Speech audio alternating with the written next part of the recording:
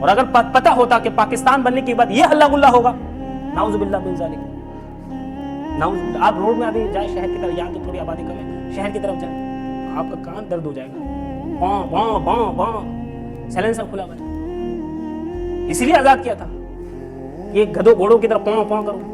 اور نبی صلی اللہ علیہ وسلم نے فرمایا کہ سب سے زیادہ قرب قیامت سے پہلے لوگ ڈھول باجے کو حلال سمجھیں گے، گناہ سمجھیں گے نہیں۔ اگر کوئی بجا رہا ہے بجانے دینا، جشن آزادی ہے، پتہ تو چلے آزادی ہے، کیا کہتے ہیں، ابھی پتہ تو چلے آزادی، ملک آزاد ہوا، خوشی نہیں منائیں گے تو کیا کریں گے؟ یہ خوشی ہے، یہ تو اللہ کے غضب کو دعوت دے رہے، اللہ کی ناراضگی کا سبب بن رہا ہے، شہیدوں کے خون کے ساتھ مذاق ہے، ان کی توہین ہے، ان کی بے حرمتی ہے کہ ہم نے ان کے خون کے ساتھ غداری کی۔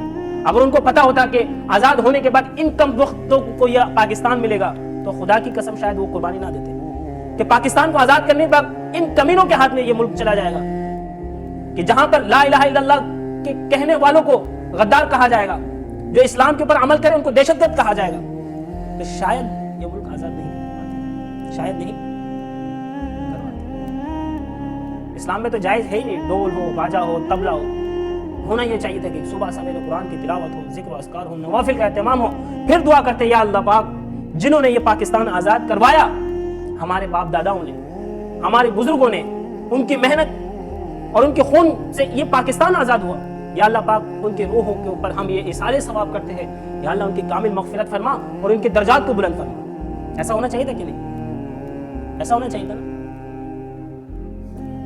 باجا بجانا بالکل حرام ہے، بالکل قطعاً حرام ہے۔ نبی صلی اللہ علیہ وسلم کا فرمانے کے قرب قیامت سے پہلے زنا کو لوگ حلال سمجھیں گے، شراب کو حلال سمجھیں گے، ریشم کے کپڑے کو حلال سمجھیں گے، طبلہ باجا یہ گانے کے آلات ہیں، اس کو حلال جانیں گے، اور فرمایا کہ جب ان چیزوں کو حلال جانیں تو سمجھ لو کو قیامت قریب ہے۔ جو بالغ مرد بجاتا ہے، لڑکا ہو لڑکی ہو، اللہ کے عذاب کا مستحق ہے۔ سب سے پہلے تو وہ شہداء ان کے گربان پکڑیں گے کل قیامت کے، بے غیرت ہو، تمہیں یہ پاکستان ہم نے اس وجہ سے دی، یہ باجا بجاؤ، اللہ کی اور اس کے رسول صلی اللہ علیہ وسلم کی نافرمانی کھلے عام پر کرو اور ببن کی دہل کرو، اور جو روکے اس کو ٹوکو۔ کیا کر رہے؟ جشن آزادی تو منا رہے، یہ نہیں۔ کوئی ایک بتا سکتا ہے اس مجلس میں سے؟